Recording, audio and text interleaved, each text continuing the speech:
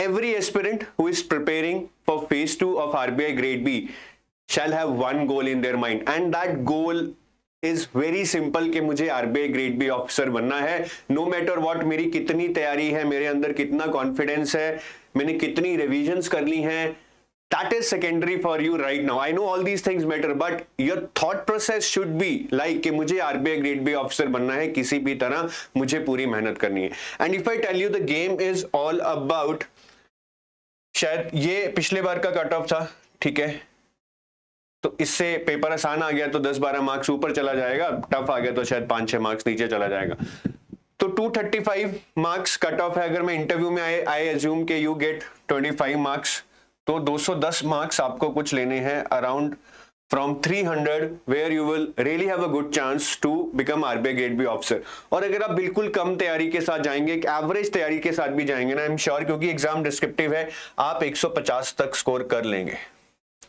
ये कोई भी स्कोर कर लेगा, कोई भी अचीव कर लेगा। गेम सारी यही है कि आप 150 से 210 तक कैसे पहुंचेंगे। सारी गेम इन्हीं 60 नंबर्स में लाई करती है, और इसी के लिए you need to avoid some mistakes, you need to have a right strategy where you are able to get these extra 60 marks which maybe others will not be able to get. तो ये mistakes क्या हैं जो हम generally शायद करेंगे या पास में स्टूडेंट्स करते आए हैं, तो इन 5 मिस्टेक्स की मैं बात करूंगा, ठीक है, इनको ध्यान से सुनिएगा। यही आपको ये 60 मार्क्स एक्स्ट्रा दिलवा सकते हैं with your even average preparation.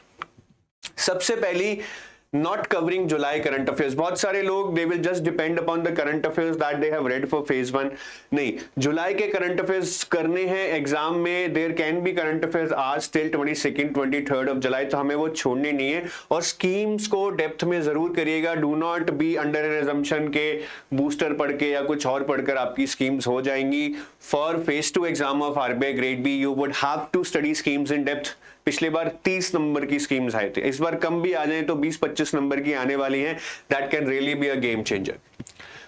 दूसरा, मैं अगर फाइनेंस की बात करूं तो फाइनेंस में one thing, if you see the past year papers, numericals have almost negligible weightage in the last 3-4 years, but यहां पे I expect some numericals from the ratios chapter, right, some basic numericals. It won't be के बहुत ज्यादा tough आने वाले हैं, but एक basic numerical level आपको आ सकता है, तो बी प्रिपेयर्ड फॉर दैट।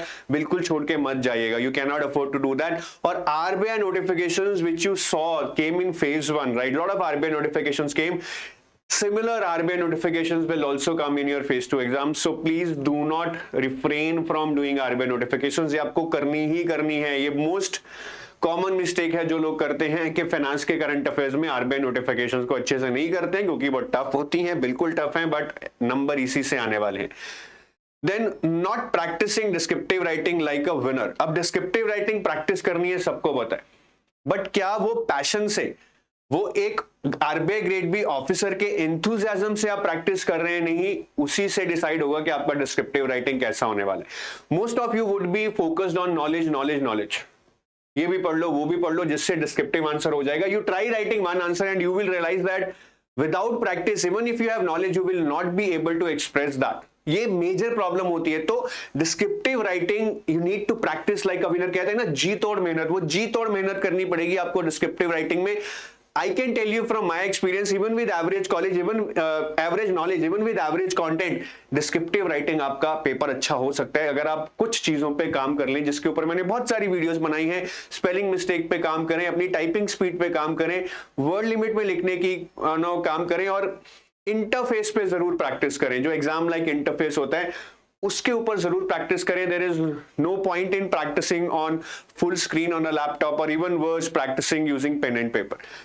बहुत ध्यान रखिएगा, बहुत सारे लोगों का पेपर ही नहीं पूरा होता है क्योंकि उन्होंने प्रैक्टिस ही नहीं की होती है उस लेवल पे जाके जहां पे ऑटोमेटिक उतने टाइम में वो सारे क्वेश्चंस कर लें। Next is not building a stamina for the D day. अभी हम क्या करते हैं, हम एक एक आंसर लिख लेंगे, 10-15 मिनट लगा के एक आंसर लिख लिया, फिर शाम को एक आंसर लिख लिया, या we will give a mock test of FM, we will give a mock test of ESI the next day, we will give a mock test of descriptive English the next day. Exam में क्या होने वाला है? Mock का मतलब क्या है? Exam को मॉक करना। एग्जाम में क्या होने वाला है? एक ही दिन में 5.5 घंटे बैठ के आपको एग्जाम देना है, और उसमें सिर्फ एक छोटी सी ब्रेक मिलने वाली। आपको उसी चीज के लिए स्टेमिना बिल्ड करना है। आप इंटरव्यू सुनेंगे ना पुराने टॉपर्स के, दे हैव टोल्ड कि कैसे आपके शोल्डर्स दर्द होने लग जाते हैं, बैक पेन होने लग जाती है, and if you are physically not well your brain will not work. तो ये स्टेमिना जरूर बिल्ड करना है, और इसका सिंपल प्रोसीजर यही है that you would have to give 5 mock test as in you are sitting in the actual exam, you are sitting for 5.5 hours there within a single day, उसी से आपका स्टेमिना बनेगा, एक रियल टाइम एग्जाम को आप mock कर पाओगे। और लास्ट में गाइज ये बोलूंगा, doubting yourself is the worst condition that you can have right now. अपने आप को डाउट करके ये सोचना कि मैं नहीं कर पाऊंगा, मैं सिलेबस नहीं पूरा कर पाऊंगा, मेरा तो शायद होगा ही नहीं, मैं तो ये सिर्फ अगले साल की प्रैक्टिस के लिए दे रहा हूं, नहीं, अगर आप दे रहे हैं you go there with full confidence. Doubt ना करने से मैं ये नहीं कह रहा हूं that you will get a guaranteed selection, वैसा तो नहीं होने वाला है, बट हाँ, अगर आप सेल्फ डाउट करेंगे it is a guarantee that you will not get selected. तो whatever your level of preparation is, have that little bit of confidence inside you. At least ये तो सोचो ना कि करना है, बनना है। पहले ही हिम्मत हार दोगे कि तो सिर्फ टेस्ट है, सिर्फ बैठने जाऊंगा, देखूंगा, अगले साल दूंगा, नहीं, ऐसा नहीं करना। Give your best, you never know. 200 number का जो एग्जाम है, डिस्क्रिप्टिव है, यहां पे मुझे नहीं लगता you need a very in depth knowledge चाहिए, ऐसा नहीं है, कंसेप्चुअल नॉलेज चाहिए, कंसेप्चुअल अंडरस्टैंडिंग चाहिए, बट यहां पे यू नेवर नो कि जो आपको आता है अगर आप उसी को एक्सप्रेस करें, जो नहीं आता वो एग्जामिनर को नहीं पता, जो आपको आता है अगर आप उसी को अच्छे से एक्सप्रेस करें, you can really get good marks, और फिर बाकी गेम तो आपकी 100 मार्क्स ऑब्जेक्टिव की रह जाती। तो you all have a chance, just give your best, मैं यही कहूंगा। इन 5 चीजों को ध्यान रखना। ऐसा नहीं होगा कि इससे पक्का सिलेक्शन हो जाएगा, बट एटलीस्ट अगर हम 100 मार्क्स पे अटक रहे हैं तो शायद 120-130 तक पहुंच जाएं, और वही मैं जो डिफरेंस कह रहा था 60 मार्क्स का, maybe you will be able to complete this through these mistakes not being made by you.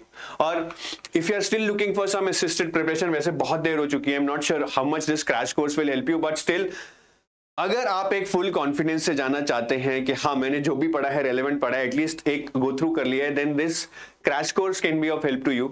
अगर आपने सेल्फ प्रिपरेशन की है लेकिन लास्ट मिनट कुछ पुश चाहते हैं, दिस क्रैश कोर्स और test series can help you. Crash course में आपको लाइव क्लासेस मिलेंगी ESI FM डिस्क्रिप्टिव इंग्लिश पे, you will get short notes for ESI FM and fodder material for essays. You will get mind maps for all the chapters of ESI and FM, which can help you revise everything in a very short time. One chapter through mind map can be covered in max 20 minutes, I would say.